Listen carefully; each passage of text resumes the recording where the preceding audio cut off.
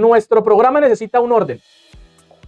Es decir, yo no programo en una sola línea. Yo no hago todo mi programa en un solo bloque, porque para programas grandes sería muy engorroso, sería muy difícil revisar una programación. Lo que se hace es estructurar su programa, es decir, fraccionarlo de un programa total.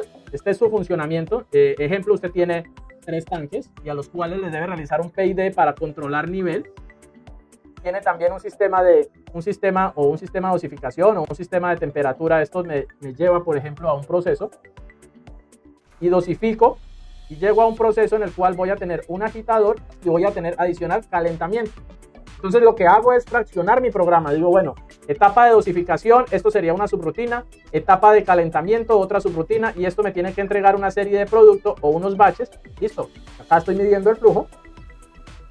Entonces fracciono mi programa en pequeños subprogramas o subrutinas que me permiten organizar. Por eso se llaman bloques de organización de programa o una programación estructurada. Usted lo puede fraccionar. Usted dijo, bueno, esto es mi etapa de dosificación o mi etapa de llenado. Pero dentro de la etapa de llenado yo puedo dividir por tanque. Entonces esta va a ser una subrutina, esta va a ser la subrutina 1, la 2 y la 3. Resulta que yo puedo generar, es que los 3 hacen lo mismo. Creo mi propia subrutina y simplemente la alimento con entradas y salidas. Tienen las mismas variables. Genero mi tipo de variable y digo, mi variable llenado generé una variable que se llama llenado. Y internamente en esa variable tengo nivel máximo, nivel mínimo, por ejemplo, válvula de salida y así. Y esto hace parte de la variable llenado. Si necesito llenar los valores de tanque 1, yo digo tanque 1, el tipo de variable ya no es booleano, ni entero, ni real, sino el tipo de variable se llama llenado. Y ahí él automáticamente le llama todo esto. Entonces no tengo que generar variable por variable. Entonces vamos a ver qué bloques me permiten fragmentar mi programa para al final poderlo realizar de una forma estructurada y optimizada. Nosotros tenemos el primer bloque, que es el bloque principal, que se llama OB, y son los bloques de organización. Es el main, es el bloque principal, es el cerebro de la columna vertebral de mi programa. Se llama el bloque OB y se conoce como el bloque OB1. O cuando usted inicia a programar aparece como el bloque main. Los siguientes bloques que también tenemos son bloques FC, son bloques de función que no tienen memoria. Es decir, que me permiten a mí realizar una subrutina, pero sin guardar datos externos que me permitan compilar ese bloque. El siguiente es un bloque FB, que sí tiene asociada una base de datos. Son bloques de función que tienen unos datos de instancia para un almacenamiento temporal de variables. Y los otros bloques son bases de datos que me permiten guardar, valga la redundancia, los datos de mi proceso. Una cosa, las marcas MW, las marcas MD son marcas volátiles, son marcas que tienen remanencia pero que no les duran mucho tiempo. Un ejemplo, usted va a llenar el tanque hasta 50 centímetros. Ese valor de 50, para poderlo comparar, usted lo guardó en MW10. Entonces MW10 vale 50. Si se va la luz y retorna, ese 50 se puede perder. Se fue la luz hoy, retorna mañana. Ese 50 ya no le aparece. MW vale 0. ¿Listo? Porque son memorias volátiles. Si usted necesita guardar esos datos de set point, los datos de configuración de su programa, necesita una base de datos. Y en esa base de datos es donde usted guarda los datos que son importantes y no se pueden perder de su proyecto. Y tenemos un bloque de organización OB1, que es el bloque organizador, el bloque principal, bloques FC, que van a ir siempre acompañados de un número FC1, FC2, FC3, los bloques FB, que son bloques de función con memoria, y las bases de datos que se van a llamar DB, y van a aparecer como DB1, DB2 o DB3. Entonces, de esta forma, estos bloques me ayudan a organizar los programas. ¿Cómo se organizan estos bloques? Entonces, de un bloque OB, en mi bloque OB1, recuerde que es el bloque principal, ahí tengo que llamar todo lo que yo divida, reestructure, todos los bloques que cree, los tengo que llamar aquí. Si no los llamo, no aparecen o no funcionan. Entonces, de este bloque OB1, yo creé una subfunción, una subrutina FB. Y dentro de esa FB, también dividí 2 procesos y los almacené en 2 bloques. Entonces, recuerden que de un bloque, como lo hacíamos en el tanque, en los 3 tanques, de un bloque general, yo puedo dividir estos 3. Entonces, este bloque general es FB, pero internamente generé FC1, FC2 y FC3. 3 subrutinas. Entonces, es una forma de ordenar mi programa. O generé un bloque FC y dentro del bloque FC llamé un bloque FB. Entonces, digamos que la profundidad máxima de anidamiento, yo puedo anidar. ¿Qué quiere decir anidar? Es meter un bloque dentro de otro. Puedo meter máximo 16 bloques.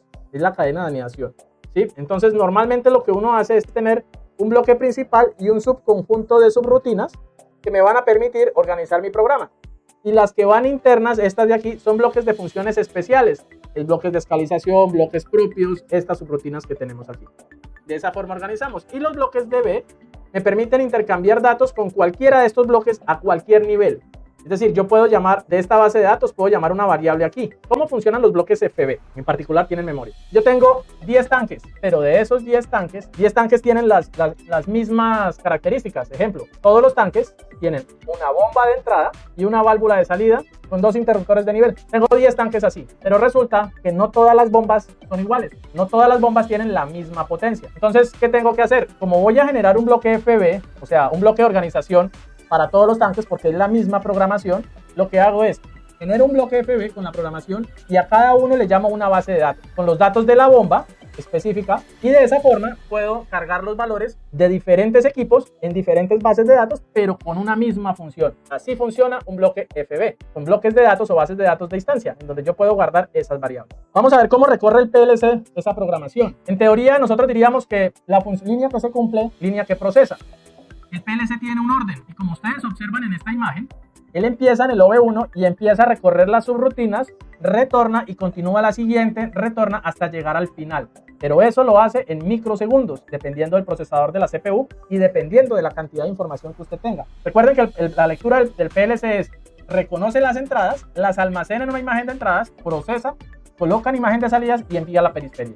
Y ese recorrido del programa es el que hace. Aparte de eso, entonces, tenemos algunos bloques que me van a permitir conocer el estado, verificar errores, conocer detalles como bloques de alarma. Hay unos bloques que se llaman de arranque, de retardo. Entonces, el bloque OV1 es mi bloque principal. El bloque OV100 es un bloque de arranque, OV200 es un bloque de retardo. Por ejemplo, los PID los programo en un bloque OV30. El tiempo de ejecución es más rápido que el OV1. Siempre que van a programar un PID, primero tienen que agregar un bloque de organización OV30, y con ese bloque de organización OV30 internamente pueden agregar el PID. ¿Por qué? Porque él corre en un tiempo diferente a este, por capacidad de procesamiento. Entonces no es cíclico, ese sería asíncrono. Mientras que él va haciendo todo el recorrido que acabamos de ver, este bloque se está procesando de forma asíncrona, es decir, en otro tiempo.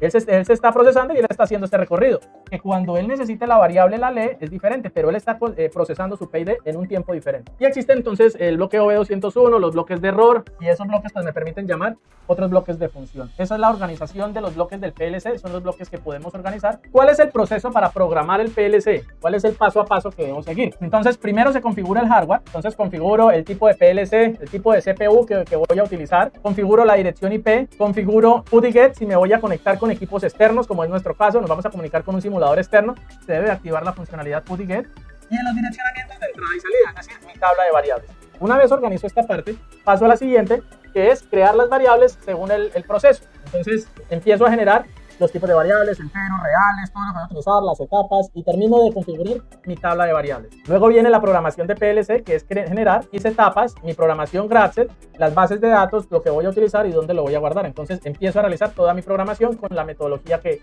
utilizamos, GraphSet Alert, o con la metodología que usted, digamos, pretenda utilizar en su programación. Luego se compila el programa para verificar que no tengamos errores. La compilación me permite verificar si el PLC tiene algún fallo o no. Y por último, iniciamos la simulación del proceso para activar PLC Sim y en nuestro caso, comunicarnos con el simulador 3D Factory.io para empezar todo el proceso de programación.